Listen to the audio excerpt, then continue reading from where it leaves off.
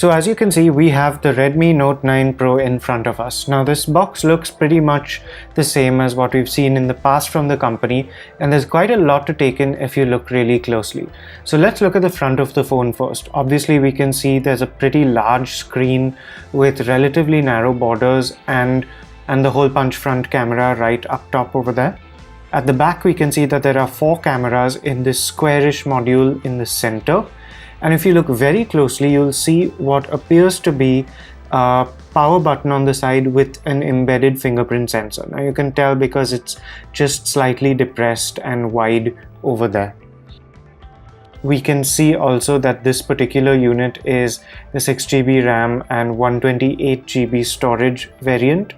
And Xiaomi is very proud of the Qualcomm Snapdragon 720G processor. So taking a look around the sides of the box, there's really nothing other than the name. We've just got a shipping label over there, but there's a lot more to see on the back. So of course, again, we see the 720G processor highlighted, but we also get told that it's manufactured on an 8nm process and optimized for power consumption. We can tell that there is a 48 megapixel camera as one of the 4 on the rear and a 16 megapixel one on the front. The display is 6.67 inches diagonally, and of course the dot over there is emphasized once again. But we are also told that there's Corning Gorilla Glass on the front and back of this phone. And the next highlight is the 5020 mAh battery with an 18-watt fast charger in the box. There's even more fine print over here. So we see that yes, there is a 48 megapixel primary camera. The rest are 8, 5 and 2 megapixels. And those are an ultra wide angle, macro and depth camera respectively. We have a splash proof nano coating but no official IP rating. Dual VoLTE with Wi-Fi support, Navic, which is India's satellite navigation system, which is the equivalent of the global GPS system, Type-C USB connector, and there is confirmation that we have a side-mounted fingerprint sensor. And we also see that this is the Aurora Blue version, and of course we have a bright red Made in India logo right here. So there isn't much left to do. Let's just open this box and take a look at the device itself.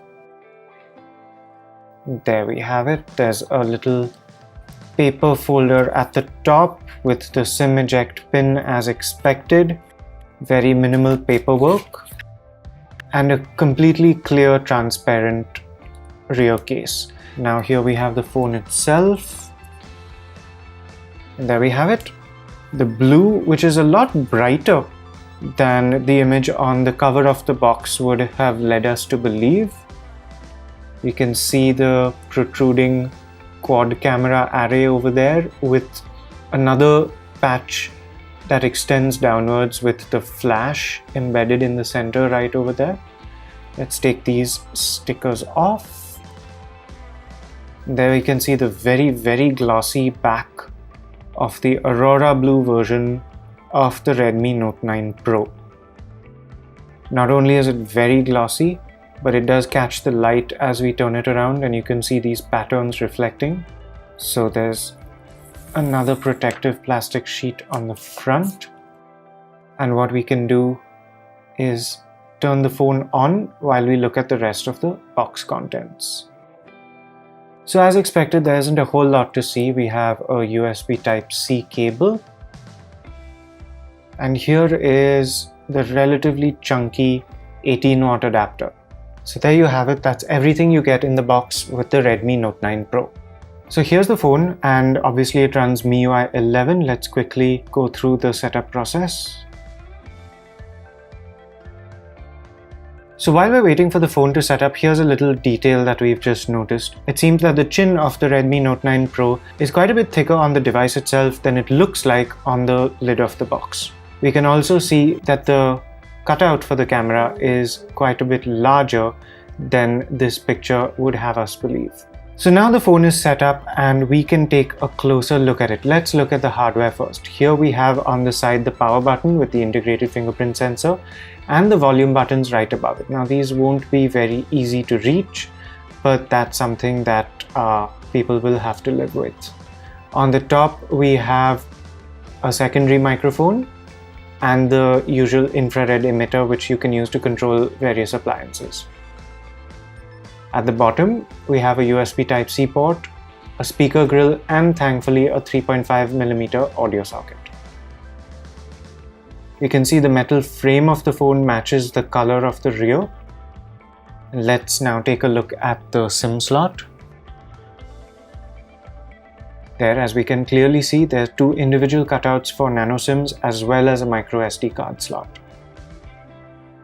On the rear, of course, we have the 4 cameras in a slightly raised bump, and we can already see quite a lot of fingerprints on the back of this phone.